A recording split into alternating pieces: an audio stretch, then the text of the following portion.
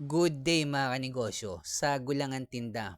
Focus in one. Kahit maraming flavor yan mga kanegosyo, naka-focus in one lang yan. Parang hopya lang yan na iba-ibang flavor. May hopyang munggo, hopyang ube, hopyang pork. Focus in one pa rin yun mga kanegosyo. At in-scale up nila yung negosyo nila at in-applyan to ng franchising business model. Eto, kung nagsisimula ka pala magnegosyo, tapusin mo tong video ko, sigurado marami kang matututunan. Ako nga pala si Jepoy, isang negosyante. Isa rin akong DJ. Kung kailangan nyo pala ng DJ sa club, sa bar, sa event, message lang kayo dito sa page ko or comment lang kayo. Bilang negosyante, meron na akong 10 taon na karanasan na pagkalugi sa pagninegosyo. Focus in one, sago lang ang tinda. Wala ka na makikitang shawarma, pizza, milk tea, focus lang sa sago. At in-applyan to ng franchising business model. Ito yung pinagkaiba ng mga negosyanteng in-scale up yung negosyo nila na kumikita kumpara sa mga negosyanteng kumikita yung negosyo nila at nagdagdag ng produkto. Kapag ang negosyo mong kumikita mga kanegosyo, dahil nga, lalo na yung mga baguang negosyante, kapag kumikita yan, ang akala nila kapag nagdagdag sila ng produkto, mas dadami lalo yung kita nila. Mali mga kanegosyo. Bagkos kapag nagdagdag ka ng produkto, yung negosyo mong kumikita, malulugi yan. Kasi ma-out of focus ka.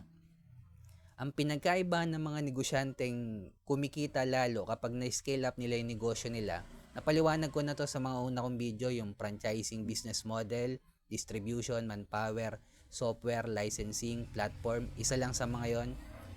Panoorin nyo na lang. Mas lalong yumayaman at kumikita yung negosyante. Bakit? Yung may-ari ng sago mga kanegosyo, nung in-scale up niya yung negosyo niya at in-applyan to ng franchising business model, hindi na siya kumikita sa pagtitinda ng sago per se. Kumikita na siya sa franchising fee ng negosyo niya. Pero focus in one pa rin, sago lang, at hindi nagdagdag ng pizza, shawarma, milk tea.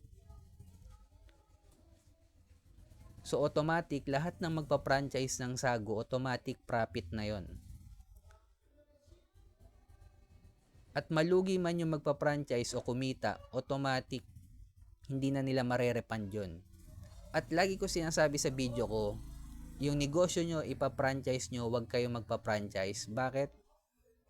Hindi kayo matututo magnegosyo kung yung magpa-franchise lang kayo ng ibang negosyo.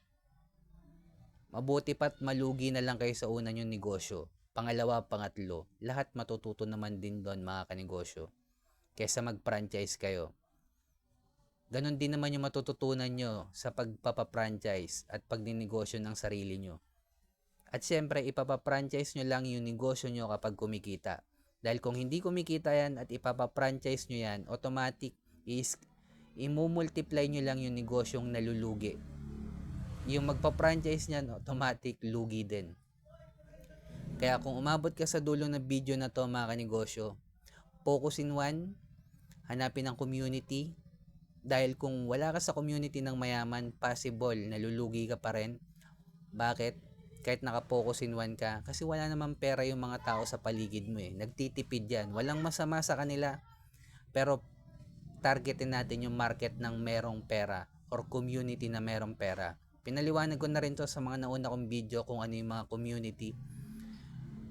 Search nyo na lang at scale up sa yung negosyo natin sa level 2 business model. Tulad ng ginawa ng Sago, in-applyan to ng franchising.